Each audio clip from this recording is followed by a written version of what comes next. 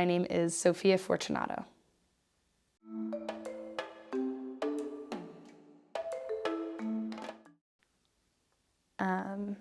I think the best experience that I've had this year is, it's kind of a two-parter, but graduating from college in May and then moving out to Montana as the next step in my life, just because it was a big accomplishment, followed by just taking a leap into the next step, and one that's super exciting, especially moving out someplace like this that's just beautiful and dynamic, and an amazing place to be post-grad.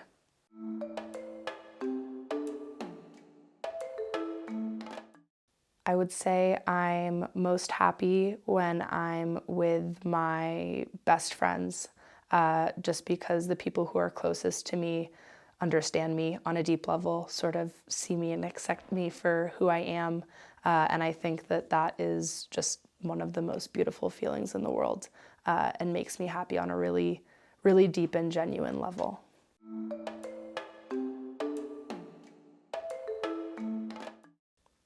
The thing that makes me feel the most stressed is definitely living up to other people's expectations, especially if it's people that I'm socially close with or at work or school, as it was in the past. Just really wanting to always make sure that I'm doing my best, and being pretty critical of myself. And so definitely if I get worried about not performing at a job or in any situation to the level that I expect someone to be holding me to, that stresses me out. And usually at the end of the day, when I actually ask them about it, it's not as big of a deal as I thought it was, and I was putting a lot of pressure on myself. But definitely the perception that I might be failing at other people's expectations or letting them down gets me very stressed.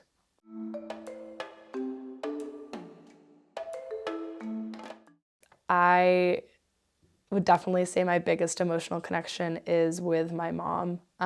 She has quite literally known me my entire life, and is just one of the biggest supports, whether that is big things in life like figuring out what I want to do, or just little stressors and things that I want to tell her about in my day. And she is also one of my very best friends. She's so fun. And so I would say that is my biggest emotional connection in this world.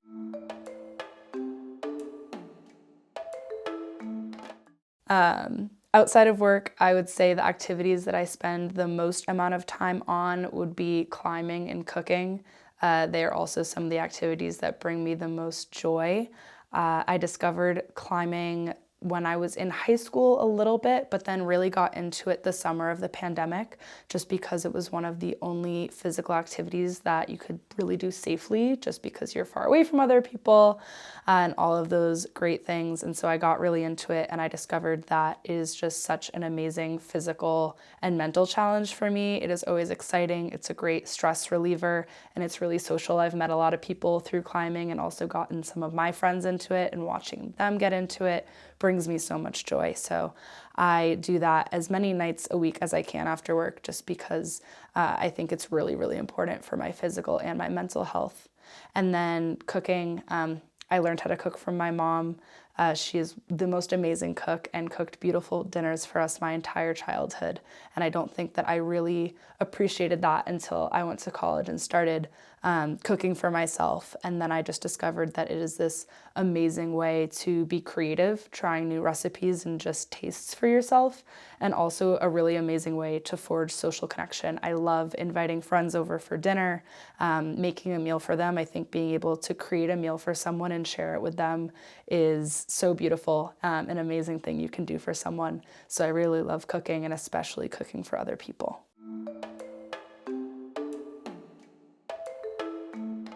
This question's tough. I don't think that many of us like to think about the habits that don't serve us well. I think that's a tough one to look at.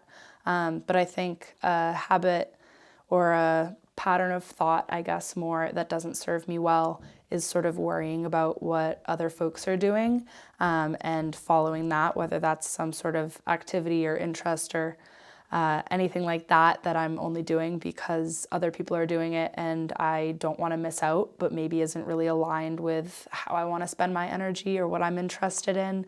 And I think that is definitely driven from a place of anxiety and fear of missing out, wanting to fit in, but definitely is not a habit that fuels me or ends up making me feel really good at the end of the day, and is something that I try to be really aware about.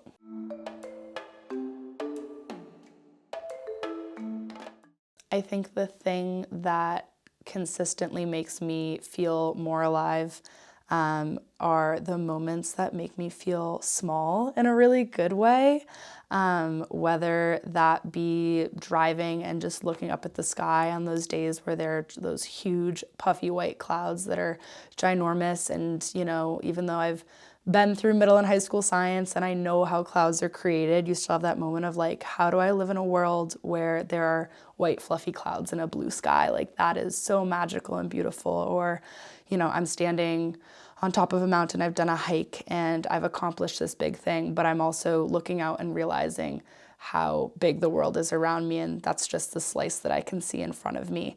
And it sounds kind of counterintuitive, I guess, to say that those are the moments that make me feel more alive, because it's a moment where I'm realizing, how small I am in terms of the scope of the world and everything that exists. But I think it does that because it just reminds me how interconnected everything is, and, that things didn't need to be the way that they were, but this is the world that we ended up with, and just how special and magical that is, and that I get to be alive and be a part of that. It just fills me with the biggest sense of gratitude and awe, and makes me feel just very aware of being alive and grateful for that in those moments.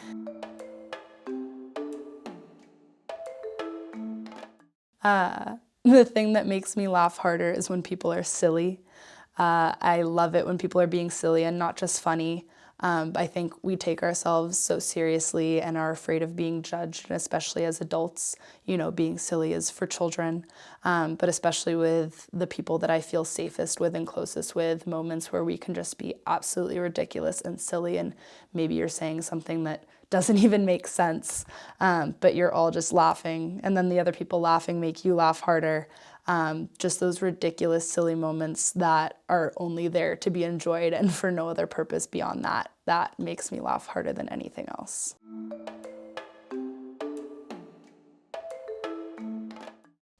The thing I'm most grateful for at the moment is my support system.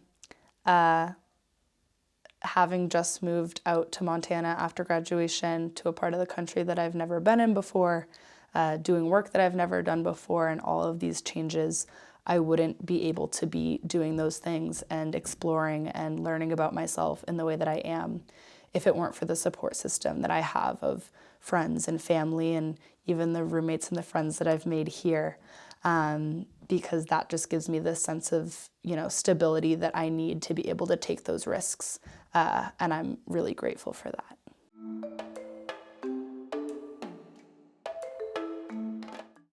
Today, I am doing good. Today feels like a breath of fresh air.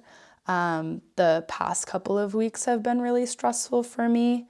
I had some back pain that was going on. I had a really busy schedule at work, some personal travel, and I think, as we all know, all of those things can come together to just make things feel hectic. But I've just gotten back to the point where things feel like they're back in order and I'm on top of them and my head is clear. So today I feel good.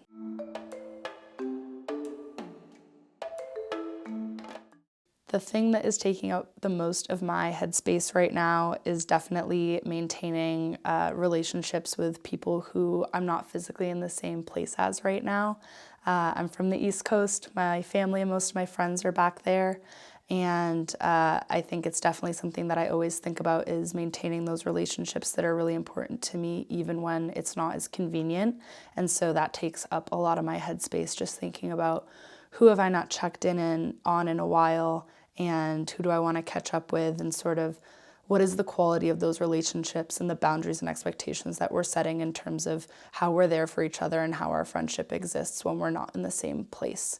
And I would say, it's a big thing, but it's not necessarily a bad thing that takes up a lot of my headspace, because those are the people that I love and care about.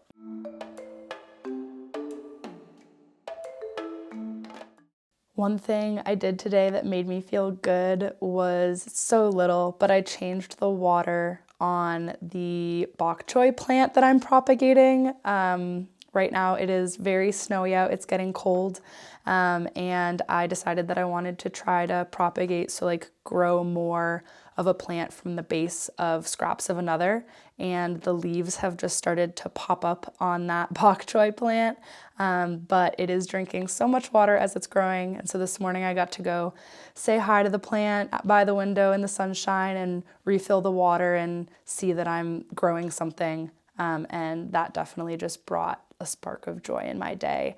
And when I get ready for work in the mornings, I'm usually kind of rushing, busy. Maybe I take my breakfast in the car with me, but this morning I slowed down and just took a moment to take care of something that has been bringing me joy, and I'm really grateful and glad that I did that.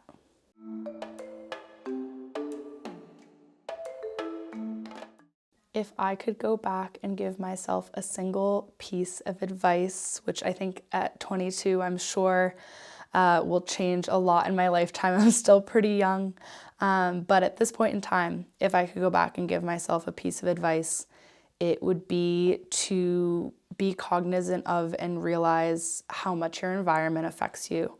I think, we all love to think of ourselves as individuals, and I am who I am, and I handle situations based on, who I am internally, but realizing how much the people that you surround yourself with and the activities that you're doing, the work that you're doing, your home, even your physical environment, how much that really does affect you, affect how you're feeling about yourself and how you behave in the world, and all of those really important things. And sort of just swallowing my pride a little bit and being able to admit how all those external factors affect me and take them into account so that I did have more control over certain situations. I wish that that's something I could have gone back and told myself, maybe when I was around 17 or 18 years old.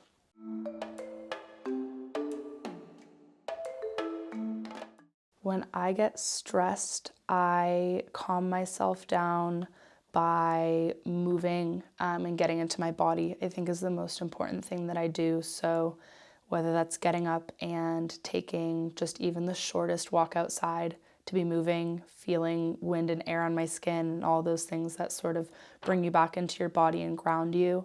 Along with that, definitely breathing and breath work.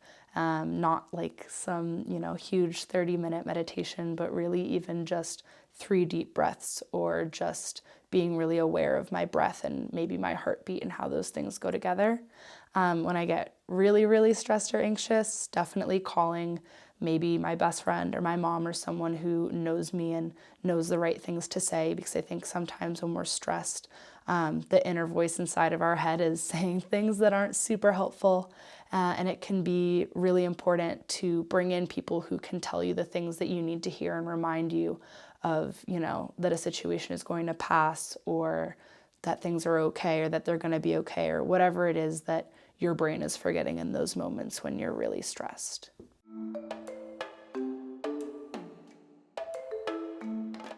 One thing I wish I'd spent less time doing, and probably wish I will continue to spend less time doing, is being stressed about things that are out of my control.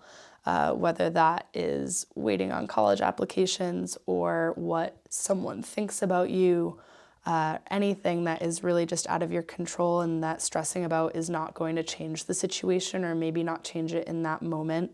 I wish that in those moments instead I had just grounded myself and reminded myself, who I am and what I am able to control in the situation, which is really just yourself and your own reactions.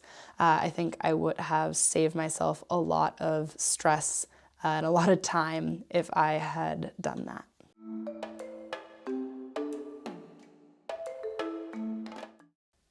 Here in Bozeman, I work at the Gallatin City-County Health Department. I'm an AmeriCorps Vista, which means that I'm a volunteer doing a service term with the health department, which I am so grateful to be doing. And the work that I do there is supporting their community health needs assessment and community health improvement plans, which are these amazing county-wide needs assessments, so sort of seeing what the health needs are in the community and then creating these large multi-year plans to address those issues to really improve people's health and the conditions that we're all living in. And I love the work that I do. I love that it's helping people. I love that it's creating sustainable change. The people that I work with are amazing and just some of the most caring and passionate and intelligent people, and just being able to work on these really big issues that we're all facing, whether it be our physical health, our mental health, the environment that we live in, being a part of a team that's working to make that better for everyone is so inspiring, and I love going to work every day.